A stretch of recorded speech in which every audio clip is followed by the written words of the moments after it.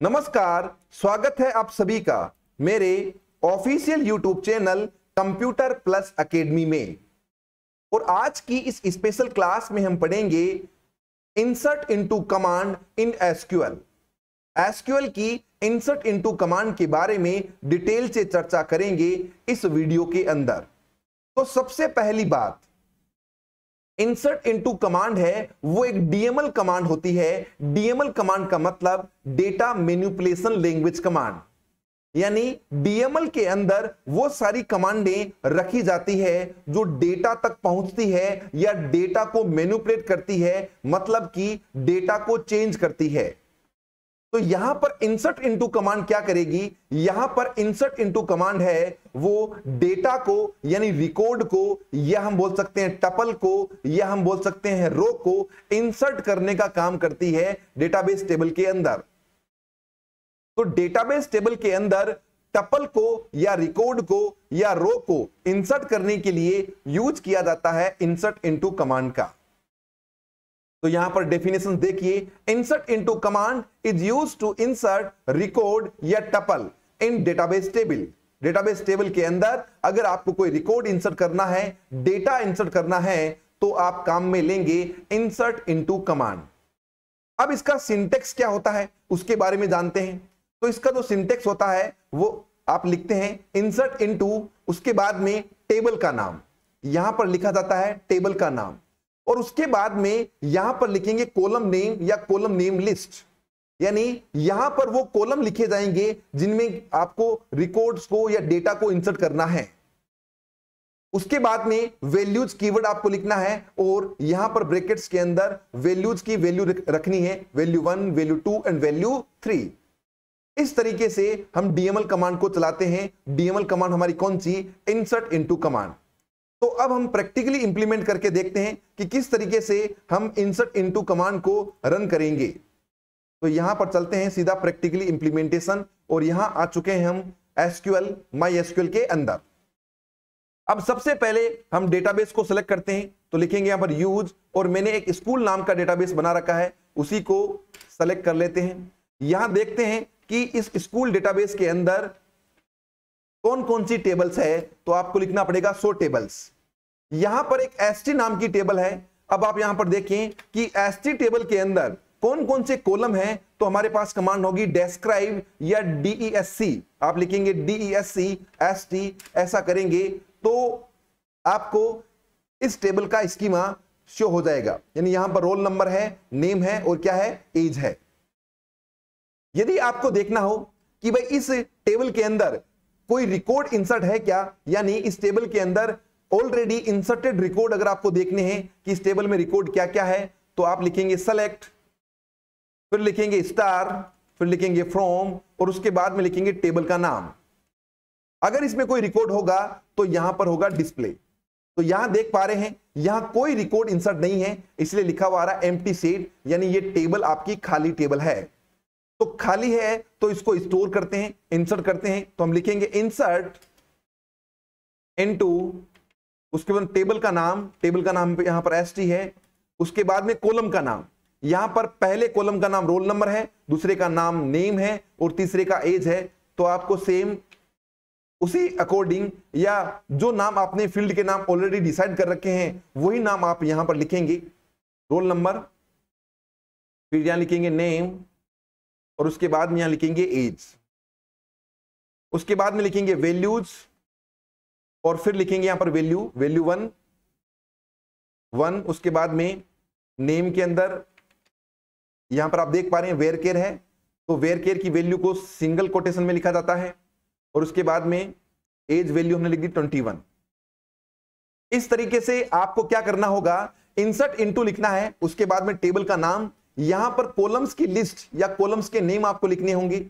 पहला column roll number, name और as, और उसी के सीक्वेंस में यहां पर आपको वैल्यू लिखनी होगी। यानी अगर पहला रोल नंबर है तो पहली वैल्यू आपकी इंटीजर होगी, दूसरा आपका नेम वेरकेयर है तो यहां पर दूसरी वैल्यू आपकी वेरकेयर टाइप की होगी, तीसरा यहां पर एज है जो कि इंटीजर है, तो यहां पर आपको इंटीजर वैल्यू लिखनी पड़ेगी। तो यहां पर आपको सीक्वेंस का ध्यान रखना होगा। उसके बाद में आप रन करेंगे तो एक रिकॉर्ड इंसर्ट हो गया है। मैं 2-3 रिकॉर्डों को इंसर्ट कर देता हूं, जैसे कि यहां पर लिख देता हूं 2, फिर यहां लिख दिया अंकित, और यहां कर दिया 21।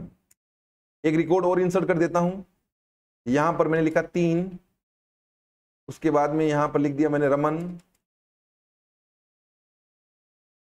और उसके बाद में यहां लिख दिया 16। देखिए 3 रिकॉर्ड इंसर्ट हो चुके हैं।